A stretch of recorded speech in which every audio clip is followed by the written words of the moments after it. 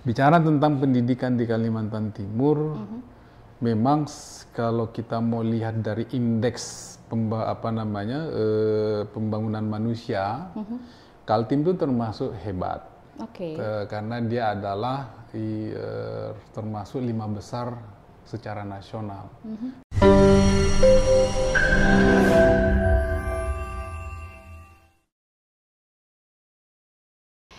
Halo pemirsa, kita ketemu lagi di program Ngopi Ngobrol Inspirasi, dan kali ini kita berbicara tentang soal pendidikan Kalimantan Timur, mau dibawa kemana.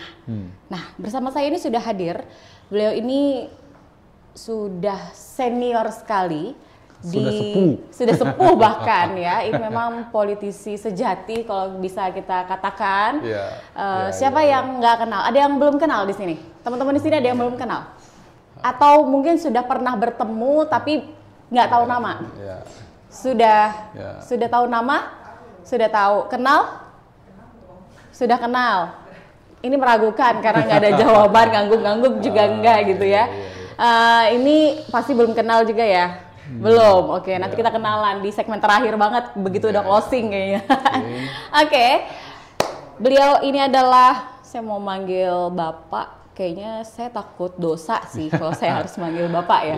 Iya, saya panggil Bung aja deh. Bung Rusman Yaakob, Ketua Bapemperda DPRD Kalimantan Timur. Apa kabar, Bung Rusman? Alhamdulillah, kabar baik, sehat. Sehat ya, setelah sekian lama kita... Iya, ketemunya biasanya di TVRI malah. Betul, ini beda, langsung disebut lagi ya TVRI. Oke. Kita tadi kan bicaranya tentang, sudah tadi disebutkan sama saya nih, Bung Rusman, pendidikan. Memang kalau bicara pendidikan ini, Bung Rusman ini kayaknya jago gitu ya. Bukan jago, sudah sangat mendalami aja. Itu sudah ini banget kayaknya.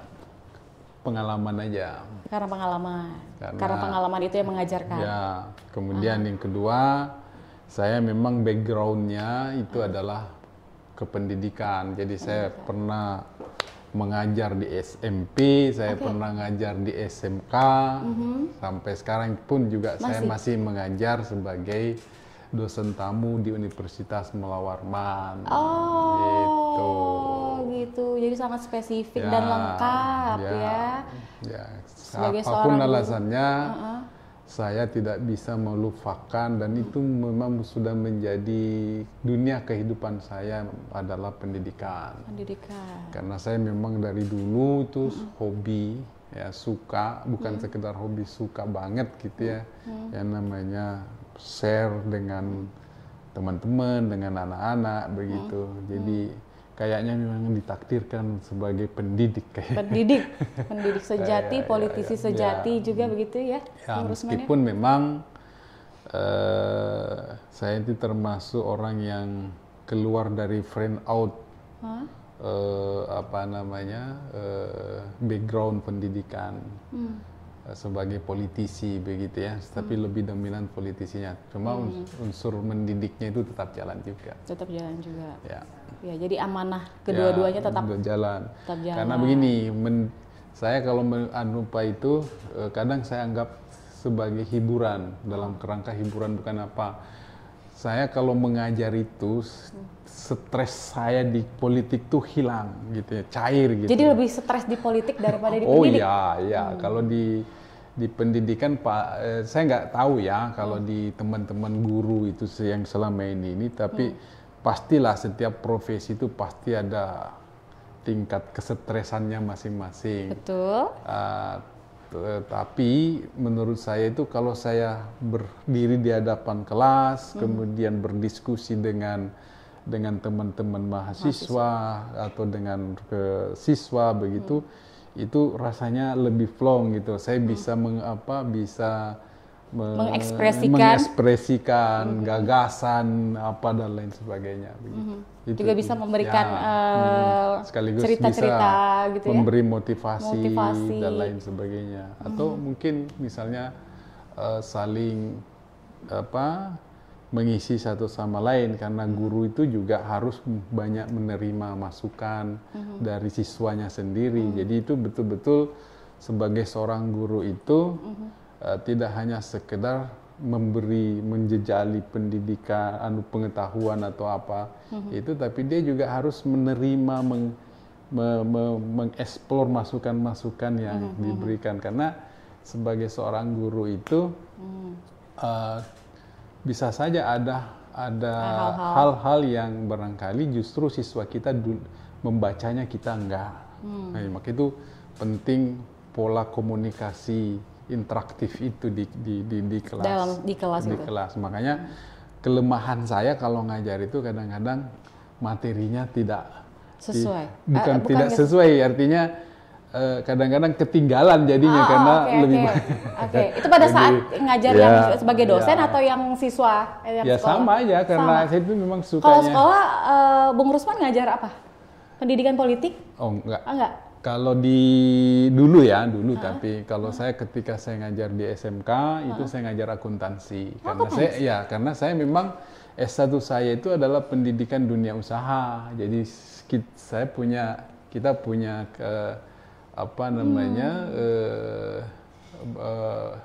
dibekali untuk pelajaran itu.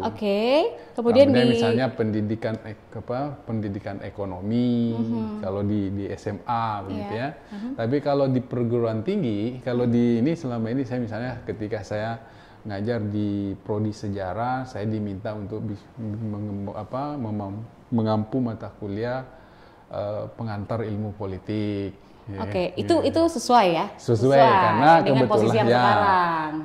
Posisi yang sekarang. Kemudian kedua memang kalau misalnya di S2 itu saya diminta banyak ya, Rusman, luar biasa. Misalnya minta mengampu mata kuliah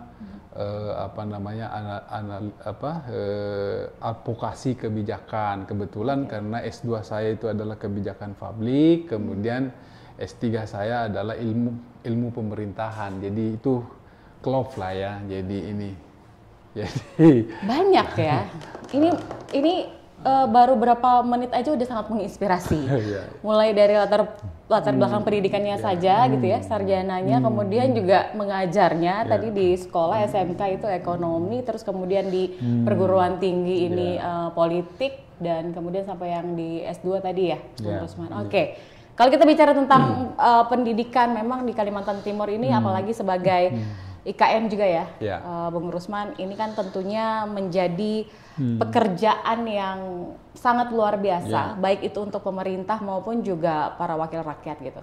Baik wakil rakyat yang ada di DPRD Kaltim ataupun juga yang ada di Kota Samarinda, sama-sama mungkin di sini ingin terus melakukan berbagai upaya untuk meningkatkan standar mutu pendidikan yang ada di Kalimantan Timur gitu kan khususnya. Kemudian dengan adanya keberadaan IKN di sini kan kita juga pengen sumber daya manusia yang ada di Kalimantan Timur ini kan lebih tercipta, mampu untuk berdaya saing, kemudian juga lebih unggul dan maju gitu, supaya kita tidak ketinggalan dengan yang ada di luar sana. Jangan sampai nanti IKN ini kemudian dikuasai oleh orang-orang yang ada di luar, kemudian yang asli di sini tidak mendapat bagian gitu.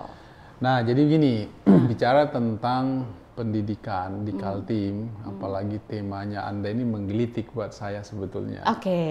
Mau dibawa kemana kayak lagu ya? Kemana pendidikan Kaltim? Ya, tentu jawaban sederhananya pasti kita akan mau membawa dunia pendidikan di Kaltim itu kepada dunia pendidikan yang modern, tetapi yang berkarakter. Jadi modern tanpa menanggalkan yang namanya karakter dan berbudaya dan beradab, karena ending dari sebuah kehidupan sosial manusia itu adalah manusia yang bertakwa, bermoral, kemudian berkarakter dan memiliki budaya dan peradaban. Karena ending dari pendidikan itu adalah lahirnya peradaban.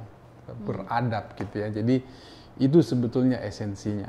Nah, bicara tentang pendidikan di Kalimantan Timur, memang kalau kita mau lihat dari indeks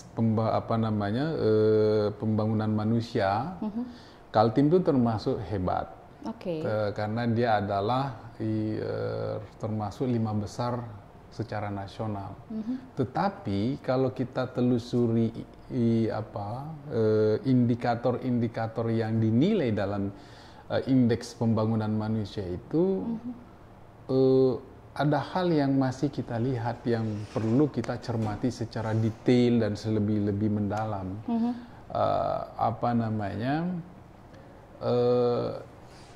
IPM yang kita peroleh itu baru secara umum saja.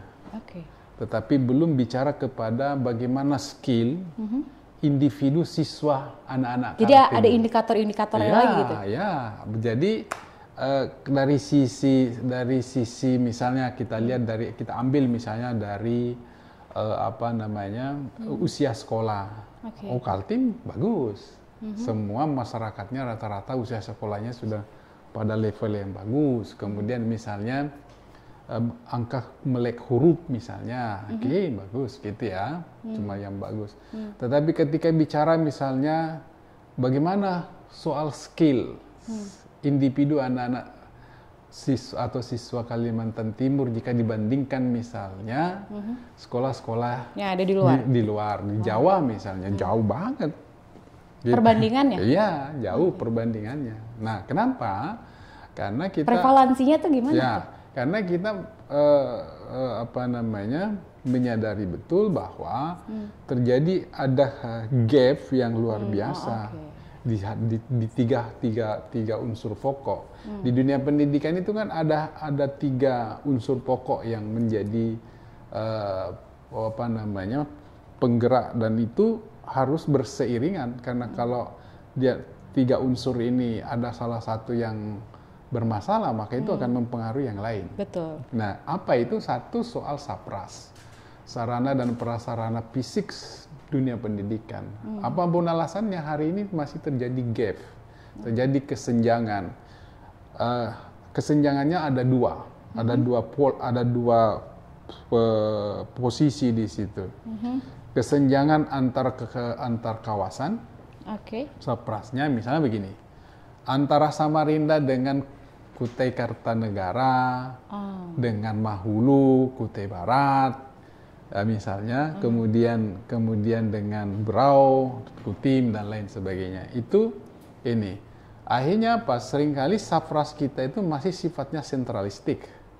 Ada di pusat-pusat perkotaan. Tapi coba kita tengok sekolah-sekolah kita yang ada di pedalaman, di 3T misalnya, terpencil, terluar, dan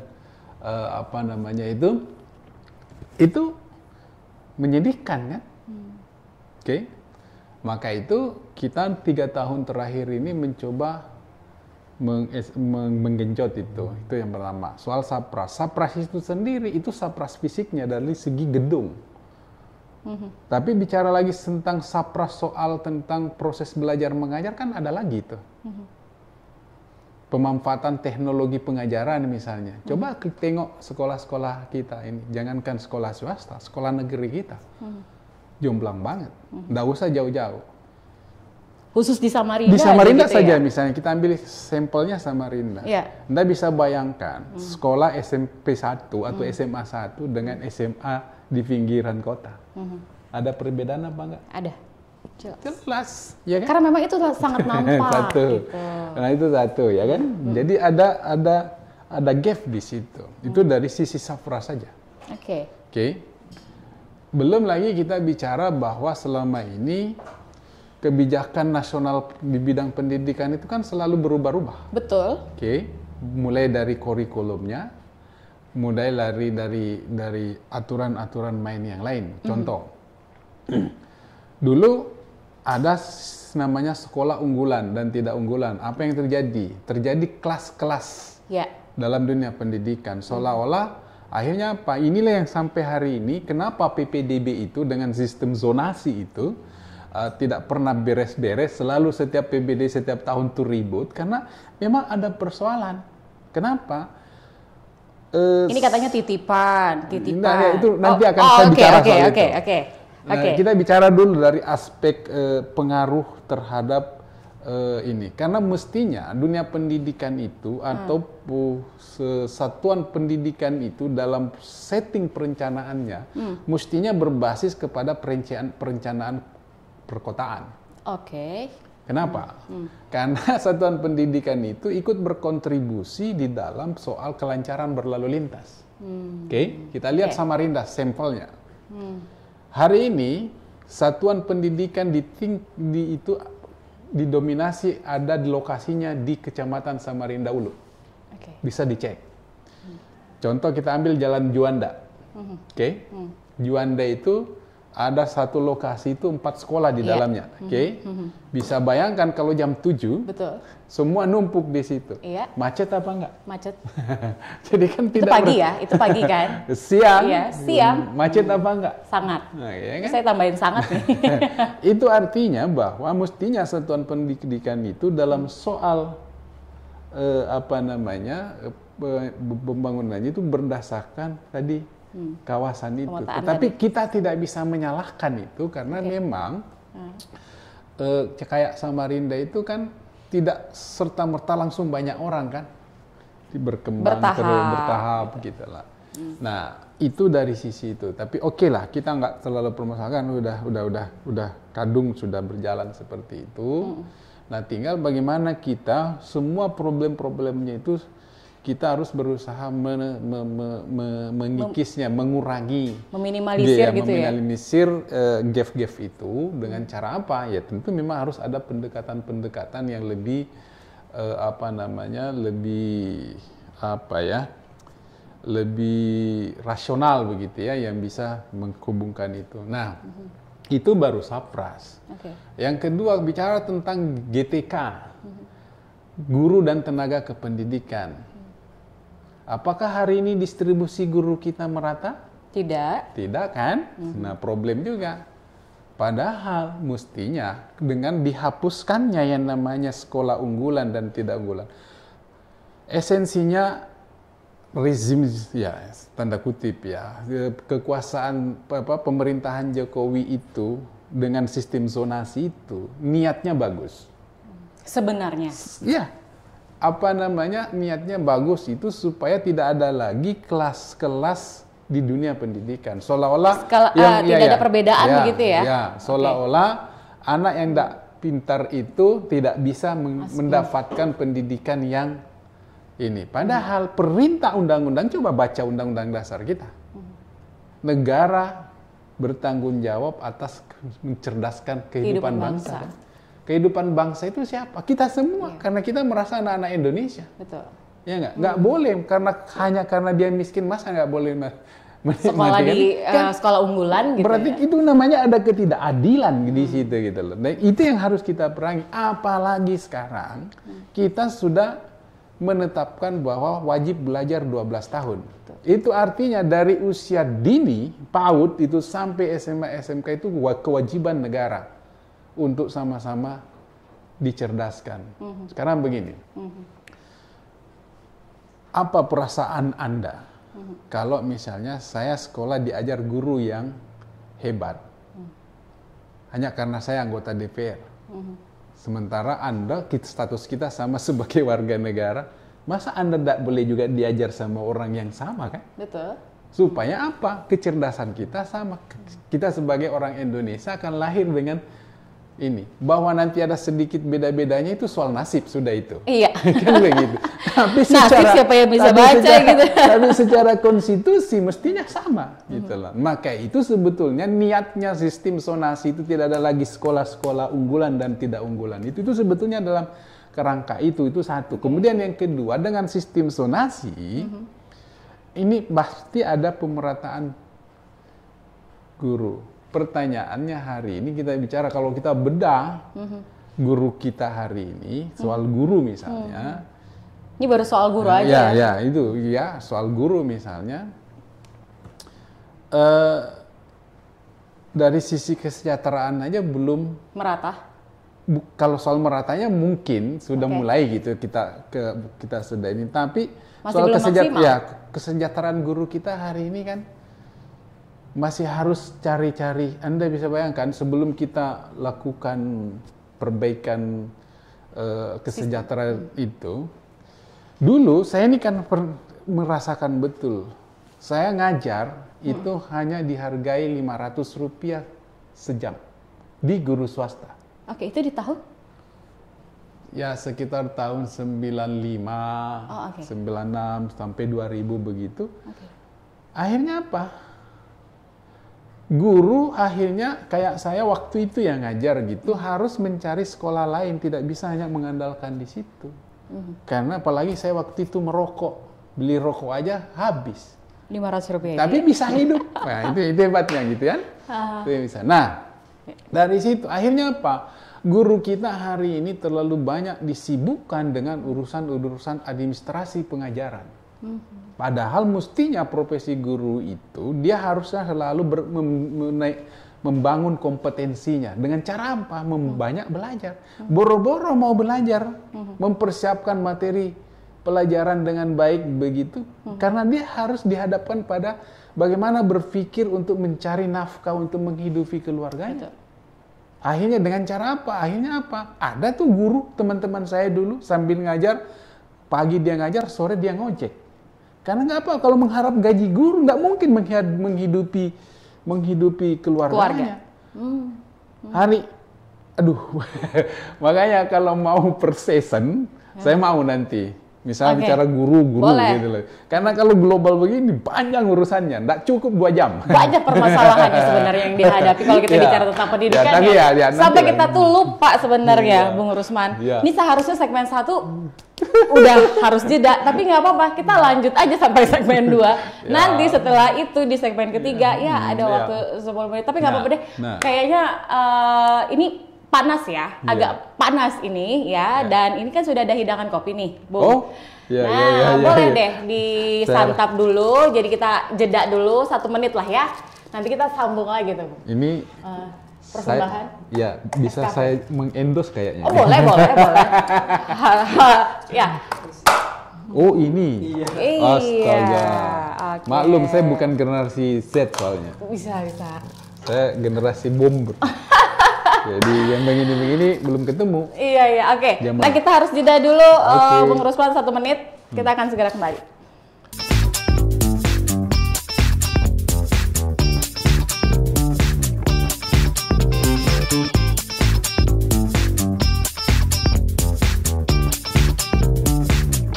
Oke, kita tadi sudah sampai di Sapras. Guru, GTK. Sapras, kemudian juga GTK. Guru. Jadi memang kalau bicara tentang pendidikan itu dengan waktu yang diberikan kurang lebih 1 jaman, nggak cukup memang ya? Iya, 1 segmen aja nggak cukup. Nggak sih, apalagi 1 segmen itu cuma 15 menit gitu. Itu tuh sangat-sangat complicated gitu ya? Iya, apalagi untuk di Kalimantan Timur sendiri gitu. Jadi memang pendidikan ini memang harus tujuan utamanya tuh harus benar-benar fokus untuk menangani itu gitu. Belum lagi kita bicara sekarang itu kan kekurangan guru. Betul. Kekurangan guru, selain itu di sistem distribusi guru kita itu sangat tidak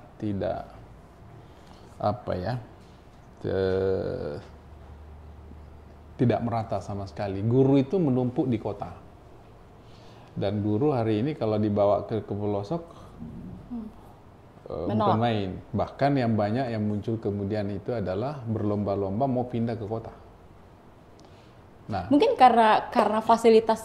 Maka itu harus ada kebijakan bahwa merangsang teman-teman guru, terutama guru-guru yang memiliki kualifikasi sebagai guru berprestasi misalnya, itu kalau saya sih berpikirnya dan kita dorong terus supaya di setiap sekolah satuan pendidikan itu khususnya untuk kewenangan provinsi itu paling tidak di setiap sekolah itu guru-guru yang memang punya kualifikasi dan kompetensi tertentu itu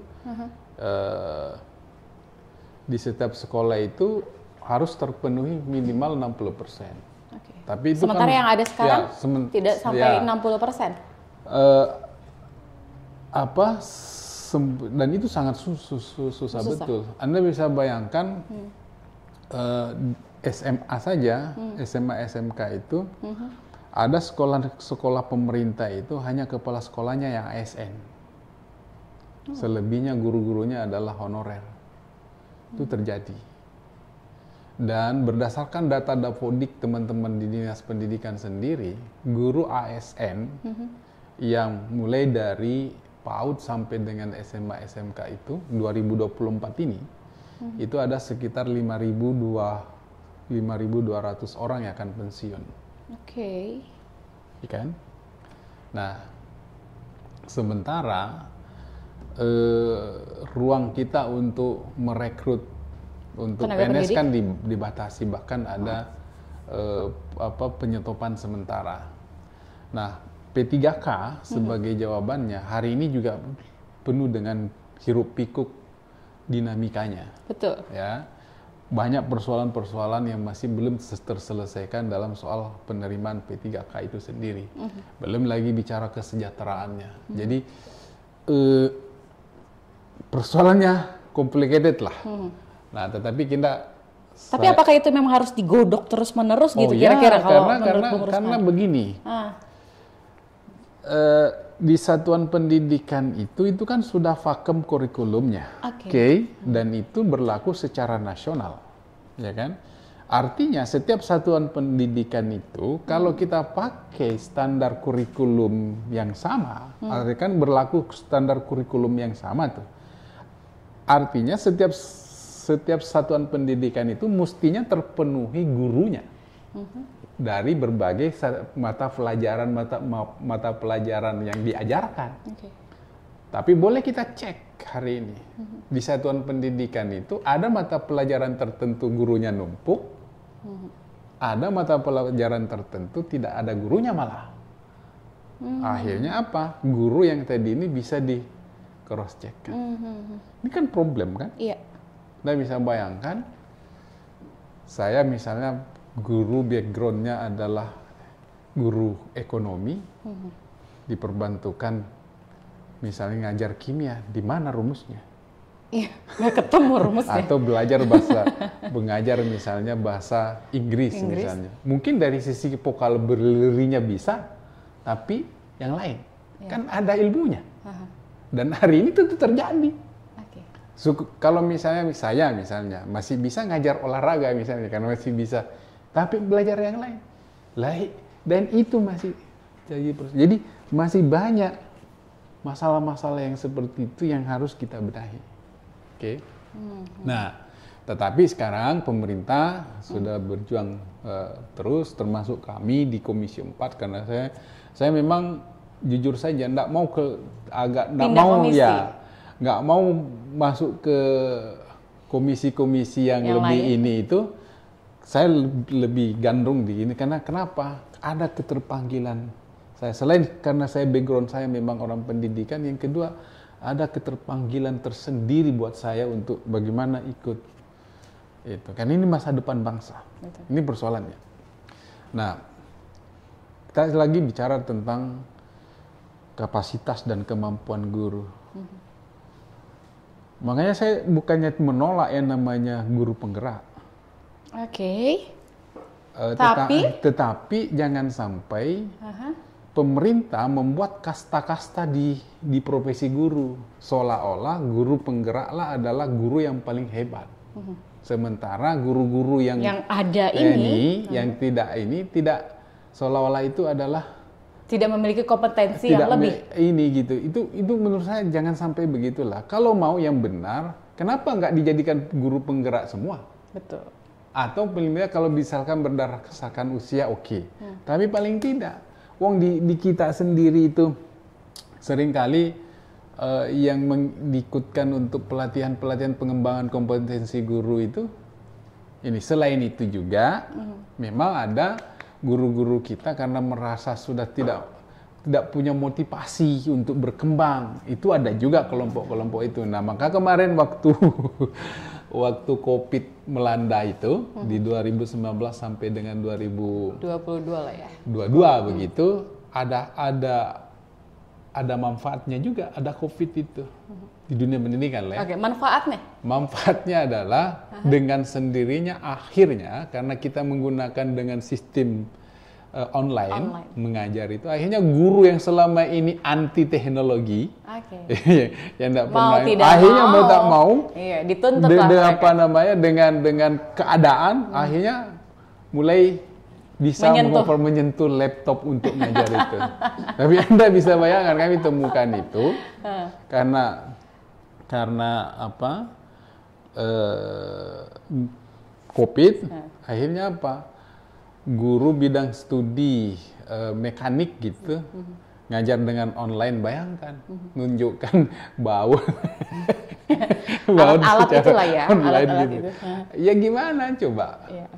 Dan itu anak saya nyaris itu baru masuk sekolah di 2019, begitu COVID akhirnya belajar di sekolah, hampir mau tamat baru masuk lagi. Jadi dia hanya 2 kali masuk sekolah, coba. Untungnya cepat berlalu. Kami sempat memperkirakan kalau ini terus-terusan begitu dengan sistem online, kita akan bisa lost generation. Betul. Dan itu berbahaya sekali. Untungnya cepat berakhir. Itu kan dengan banyaknya problematika tentang pendidikan yang ada di Kalimantan Timur. Nah, ini mungkin lebih dikerucutkan gini, Bung Rusman. Kita tahu saat ini pemerintah Kota Samarinda kan ingin membangun sekolah internasional tuh ya. Nah, kemudian dengan tadi pembahasan yang sudah dijawab oleh Bung Rusman, kayaknya ini agak bertolak belakang dengan berbagai permasalahan yang ada, terutama dari sarana prasarana, kemudian juga pemerataan tenaga pendidik. Lalu lantas atau lalu lintas gitu ya. Tiba-tiba langsung ada sekolah internasional. Memang kita bangga sih sebenarnya ada sekolah internasional, tapi kan kita juga harus melihat berbagai faktor yang kemudian ini menjadi permasalahan yang ada gitu tentang pendidikan. Ya, kalau saya sih setuju saja. Yang penting tapi ini kayaknya ada nggak setujunya juga. Yang penting satu, jangan sampai dengan adanya sekolah internasional itu melahirkan diskriminasi baru. Terhadap pelayanan pendidikan, gitu. Itu satu yang harus dijaga, karena mutu pelayanan pendidikan itu.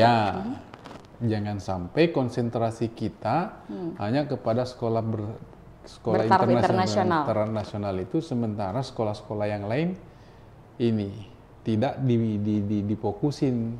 Itu berbahaya. Jangan sampai terabaikan. Terabaikan, karena kenapa? Ini kan skalanya hanya satu satuan pendidikan, sementara yang non sekolah internasional kan banyak. Itu satu. Yang kedua, ya memang harus mestinya pada saat yang sama juga harus mengurangi gap atau kesenjangan 3 unsur tadi itu. Saprasnya, kemudian tenaga kependidikannya, kemudian kurikulumnya itu harus benar-benar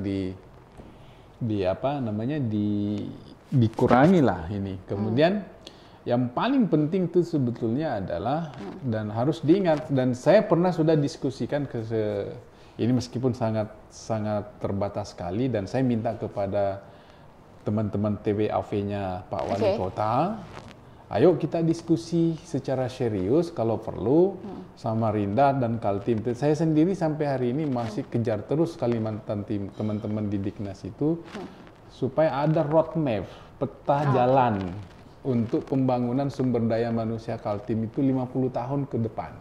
Seperti apa sih? Jangka panjang yang kita pikirkan. Jadi paling tidak mau apapun istilahnya, mau roadmap, mau blueprint, cetak biru untuk pembangunan sumber daya manusia Kaltim itu. Hayalan kita ke depan, saya tadinya berharap bahwa dengan pindahnya IKN di Kaltim, di sini ke Kalimantan begitu, atau di Kalimantan Timur begitu, saya itu berharap bahwa ada desain baru terhadap konstruksi pembangunan sumber daya manusia Indonesia ke depan. Katanya kan selama ini bahwa ibu kota negara itu adalah kota yang smart city, kota yang green city, kota apalagi itu banyak salah city-city-nya itu. Pertanyaannya kemudian, seperti apa konsep mengarah ke situ melalui dunia pendidikan, terutama kita di Kalimantan Timur. Saya sebelum dikeluar undang-undang pengesahan IKN, 1 tahun sebelumnya saya sudah ngomong bahwa apa yang harus kita siapkan di Kalimantan Timur untuk mengejar ketertinggalan itu. Karena Kaltim harus melakukan 3-5 kali lompatan dari biasanya untuk mengejar kesenjangan kependidikan yang ada. Maka itu 3 tahun terakhir ini di kita, di provinsi, karena memang saya tongkrongi banget itu di Dewan. Alhamdulillah 3 tahun terakhir ini kita melakukan berbagai upaya, misalnya mengupgrade SMK kita. Bayangkan SMK sekaltim itu LSP-nya cuma 12 waktu 2019. Padahal mestinya lembaga sertifikasi profesi siswa itu, karena kita ada sekian sekolah, 300 sekian sekolah yang kita miliki sekaltim itu, mestinya idealnya bisa sampai 30. Bisa lebih dari 12 gitu ya? Ya, bila dari 12. Guru-guru asesor kita di SMK itu misalnya, waktu itu di tahun 2020 ketika kita diskusi, itu hanya tadinya jumlahnya 240. Berkurang menjadi tinggal 100 sekian, bahkan tinggal 90 akibat dari pensiun dan kadaluarsa. Lalu kita tanya, selama ini Diknas ngurusin apa kalau begitu? Ngurusin pendidikan, mungkin, tapi yang mana kali ya gitu ya, Bung? Anda bisa bayangkan gurunya dibiarin kadaluarsa. Expired ya? Berarti udah nggak bisa dimakan lagi. Itu kalau makan udah nggak bisa dimakan lagi. Sekarang 3 tahun terakhir belajar dari situ, setelah kita petakan masalahnya, mulai tahun 2021 sampai hari ini kita mengupgrade guru-guru asesor kita. Ya, alhamdulillah sekarang sudah sampai data terakhir kalau tidak salah sudah sampai 500-an atau mungkin sudah di atas itu ya. Oke. Nah, 1 menit terakhir. Ya. Bung Rusman, harapannya aja deh. Nah, harapan kita tentu begini. Mau tidak mau, supaya kita tidak menjadi penonton di pinggir jalan dan kita tidak terpinggirkan nanti di pertarungan IKN itu, maka memang tidak ada kata lain, Kalimantan Timur harus memprioritaskan, bahkan kalau perlu super prioritas untuk bagaimana mendesain, kemudian menggerakkan yang namanya dunia pendidikan kita, mulai dari tingkat PAUD sampai kepada SMA, SMK, termasuk perguruan tingginya, karena kita harapkan bahwa sumber daya manusia Kalimantan Timur itu adalah backing. Kalau di dalam bernyanyi itu backing vokal gitu ya, backing vokal utamanya IKN. Nah, coba Anda bayangkan terakhir ya, hari ini sampai hari ini daya serap yang bekerja untuk pembangunan konstruksi itu di sana itu didominasi dari luar Kalimantan Timur. Tidak sampai mungkin tidak sampai 10% dari total yang bekerja itu, bahkan mungkin hanya 1%. Tapi itu tidak bisa kita marah-marah dengan cara marah-marah begitu aja bahwa kenapa enggak itu. Karena kenapa? Kualifikasi kita memang tidak pada fokus itu. Nah, maka itu kita selain marah-marah, harus berbenah diri. Tidak bisa hanya kita marah-marah begitu ya. Karena jangan hanya menuntut begitu ya, jangan hanya menuntut atau protes, tapi kita nggak berkaca gitu. Karena apapun alasannya, IKN itu adalah NKRI. Jadi nggak bisa juga misalnya menolak orang luar untuk itu. Nah, maka itu kita harus sadar betul bahwa kitalah yang harus mempersiapkan kompetensi kita, mempersiapkan sumber daya manusia kita dengan cara apa di dunia pendidikan. Tidak ada cara lain. Oke. Baik, keren. Selamat dulu dong. Kalau kita punya narasumber seperti beliau ini memang harus dikasih waktu 2 jam. Iya, jadi kayaknya bukan 3 segmen lagi ya. Atau mungkin tetap 3 segmen tapi per segmennya jadi 30 menit, kemudian gitu ya. Nah, kalau tema pendidikan karena memang banyak. Betul. Dan publik harus tahu bahwa kan selama ini pendidikan tuh kayaknya dianggap seolah-olah tuh jalan gitu. Padahal sebetulnya banyak masalah di dalamnya. Yang mestinya publik harus tahu supaya ikut berbicara gitu. jangan nggak mau tahu gitu ya, apalagi nggak peduli gitu. Iya, ini ibarat kalau kita bikin makalah, ini baru di halaman depan banget, kayak pendahuluan ya, belum sampai ke intinya gitu ya. Tapi begini Mbak Lis, jadi saya ngomong ini bukan berarti bahwa seolah-olah ini, artinya itulah masalah yang harus kita pecahkan. Betul. Dan bukan berarti juga bahwa pemerintah tidak bergerak, sangat bergerak dan sudah banyak kemajuan. Tinggal sekarang bagaimana kita masalah-masalah yang saya ungkapkan itu kita jadikan sebagai potret pemetaan kita untuk memperbaiki lebih cepat gitu. Untuk memperbaiki sistem pendidikan yang ada di Kalimantan Timur ini ya gitu ya, supaya ya jangan terlihat miris lah begitu ya Bung Rusman. Oke. Kalau nanti kita undang lagi di podcast ini, bersiap ya Bung Rusman ya. Oh, saya di WA aja. Oh ya, siap, nanti kita undang lagi. Sepanjang tapi harus disiapkan waktunya 2 jam tadi ya, jadi biar lebih lama. Oke.